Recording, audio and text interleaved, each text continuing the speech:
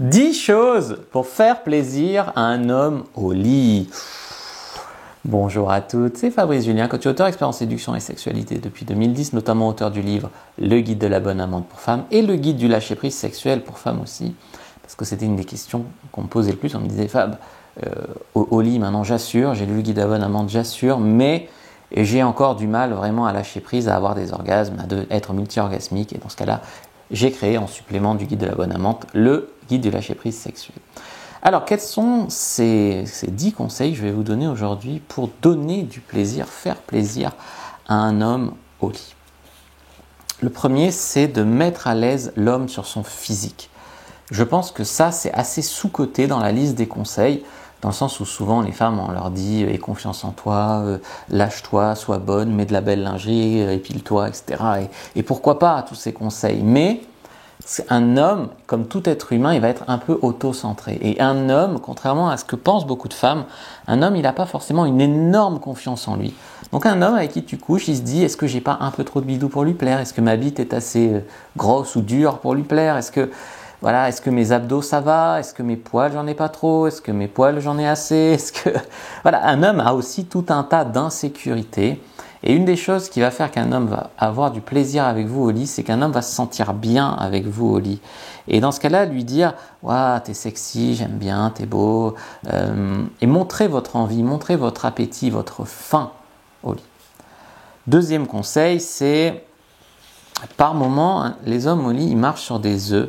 Dans le sens où il y a le féminisme, il y a la peur de passer pour un gros beauf, passer pour un gros con, de faire mal à la fille, de se faire accuser de je sais pas quoi et finir sur balance ton porc. Il y a toutes ces peurs-là chez l'homme. Et du coup, les hommes ont du mal parfois à être des hommes au lit, c'est-à-dire à connecter avec leur côté homme des cavernes. C'est-à-dire bourriner un peu en levrette, enfin bourriner est un très mauvais mot, mais baiser fort en levrette, alors qu'il y a des femmes qui ont besoin d'être baisées fort en levrette par exemple. Et il y en a d'autres qui ont besoin de monter doucement avec douceur sur l'homme et sensualité. Mais des fois, on a besoin des deux faces. Or, la face, l'homme bourrin, souvent, elle est inhibée parce que l'homme, il a beaucoup de croyances limitantes. Le sexe, c'est sale, il ne faut pas que je lui fasse mal, etc. Alors, évidemment, il ne faut pas qu'il vous fasse mal. Mais ce qu'il faut, c'est que vous autorisiez l'homme à lâcher son instinct d'homme des cavernes. Lui dire de ne pas se retenir, lui dire « vas-y, j'adore voir ça en toi. » Voilà. L'inviter à prendre le contrôle, à être un homme, quoi. Troisième conseil, c'est bien sûr faire attention à votre look, par exemple vos sous-vêtements, etc. Évidemment, quand tu déshabilles une fille et qu'elle est en culotte de grand-mère et quand tu lui enlèves, il y a une tache de caca au fond, je ne vais pas te dire que c'est sexy. Et quand tu déshabilles une fille et puis elle a mis son petit string noir et rose, c'est sexy. Voilà. Donc, faire attention à ce qu'il y a dessous. Alors bien sûr, une fois que tout est enlevé, mais la sexualité, c'est pas juste on est à poil et on s'enfonce l'un dans l'autre. La sexualité, c'est un ensemble de moments où on se rapproche, où on flirte, où on se déshabille, où la tension monte, et enfin on se déshabille, et enfin, après on fait des préliminaires, après on se... Voilà. Souvent, c'est je baise avec lui, peu importe ce que je porte. Non, là... Et souvent dans les couples, ça se perd parce que au début, on se pimpe un peu, on se fait super canon, et puis après, on se dit, je le vois souvent, c'est bon, hein, maintenant, je vais pas me faire belle à chaque fois. Ouais, mais après, l'homme aussi peut se laisser aller dans le couple, et après, un couple qui se laisse aller, après, on s'excite plus, on se plaît plus, et voilà, hein, c'est ce qui se passe dans la plupart des couples. Et moi, je vous invite à pas tomber dans cet écueil-là. Quatrième conseil, être joueuse, flirter. Par opposition à la fille qui va toujours... Et tu sens que ça m'a pesé parce que c'est quelque chose que j'ai vu plusieurs fois. Alors, bien sûr, j'ai eu des super coups dans ma vie, mais quand je pense à ça, je pense à des nanas qui... Alors, tu es content de coucher avec elles parce que c'est des filles mignonnes et que tu les aimes bien, mais... Attention, non, pas comme ça, laisse mon oreille, attention, moins fort, t'es un peu lourd, non, attends, pas trop vite, attends. Et c'est une liste de mises en garde, de non pas comme ça, de si. Alors bien sûr qu'elle a raison de s'exprimer, mais au lieu de faire toute la liste des choses que c'est pas comme ça, ou pas tout à fait comme ça, ou attention, parce que même des fois tu fais rien de mal, mais c'est attention, fais pas ça, tu vois. Ça tourne presque à la paranoïa que tu vas lui faire quelque chose qu'elle veut pas, alors que c'est pas du tout ça.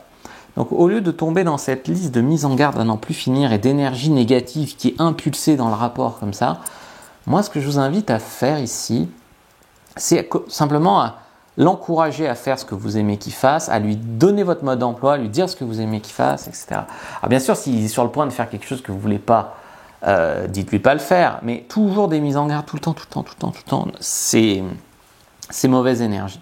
Au contraire, soyez joueuse, flirtez et donnez votre mode d'emploi. Il y a des filles qui flirtent pas parce qu'elles disent un mec qui flirte, c'est un mec qui est obsédé, qui pense qu'au cul. En même temps, elles veulent pas non plus une relation à sens unique ou une relation sans sexualité. Et ben, pourtant, je veux dire, il n'y a pas 36 issues. Soit tu as un mec chiant qui flirte pas et qui, sous réserve de je veux du sérieux, est chiant à mourir. Soit tu es avec un mec qui flirte un peu, mais il peut vouloir du sérieux aussi quand même. Conseil suivant, indiquez ce que vous aimez et comment. Donnez votre mode d'emploi et bien sûr, demandez le sien. Alors, j'ai un peu spoilé sur le conseil d'avant. Et lui aussi, n'hésitez pas, par exemple, après un rapport, à lui dire qu'est-ce que tu aimerais faire la prochaine fois, qu'est-ce que tu aimerais mieux faire, qu'est-ce que tu aimerais que je te fasse autrement, ou plus, ou moins, ou voilà. Et moi, la prochaine fois, j'aimerais qu'on essaye ça, qu'on fasse comme ça, qu'on fasse dans cet endroit-là, que voilà. Parlez là-dessus. Souvent, dans le sexe, il n'y a pas de communication et les gens jouent au télépathe, aux devinettes. Conseil numéro 6, qu'est-ce que tu pourrais faire pour savoir en fait mieux initier, voilà. Parce que souvent les hommes, alors c'est la lourde responsabilité d'être un homme si vous voulez, c'est de prendre des initiatives, de montrer son intérêt pour le sexe, de convaincre la fille de coucher, de performer au lit, voilà. Peut-être qu'à un moment, l'homme va kiffer si vous dites « Écoute, c'est mon tour maintenant, c'est mon tour. » Et là, en tant que fille, tu l'allonges sur le dos, tu lui montes dessus, tu le baises, ou tu le plaques contre le mur et tu descends à ses genoux et tu le suces. Mais voilà, à un moment, tu dis « Allez, c'est à mon tour maintenant. » Et tu prends les choses en main et tu leads et tu mets ta puissance sexuelle comme ça.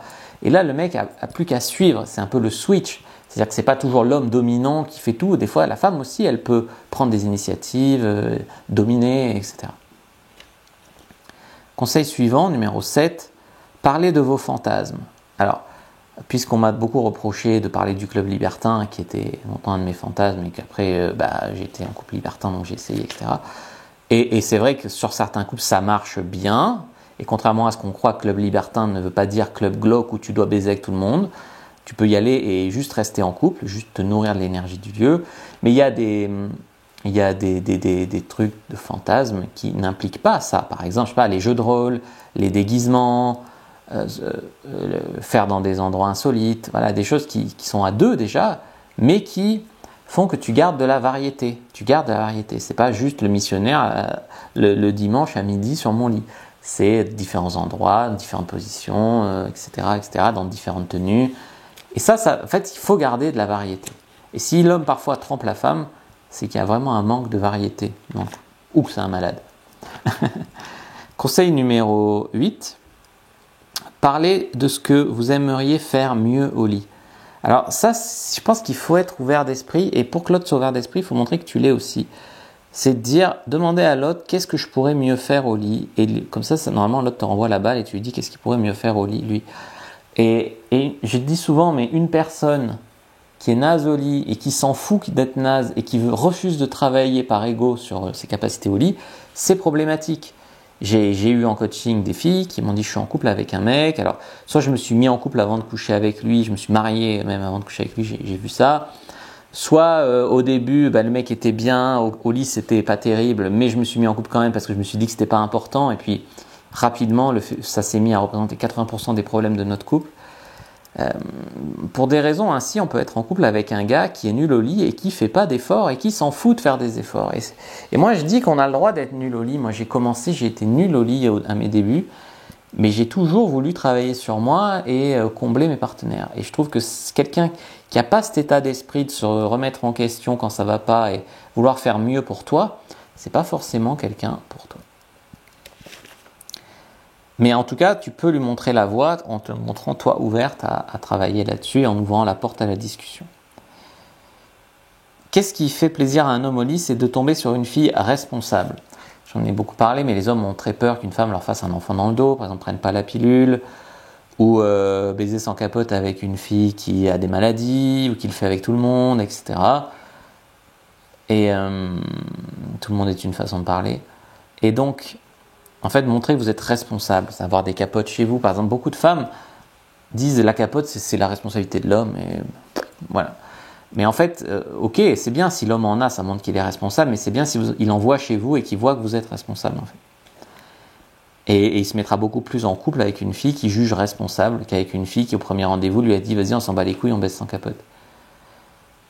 Et le 10e conseil, c'est prendre du plaisir. Parce que l'homme a besoin de sentir qu'il comble sa femme, qu'il satisfait sa femme.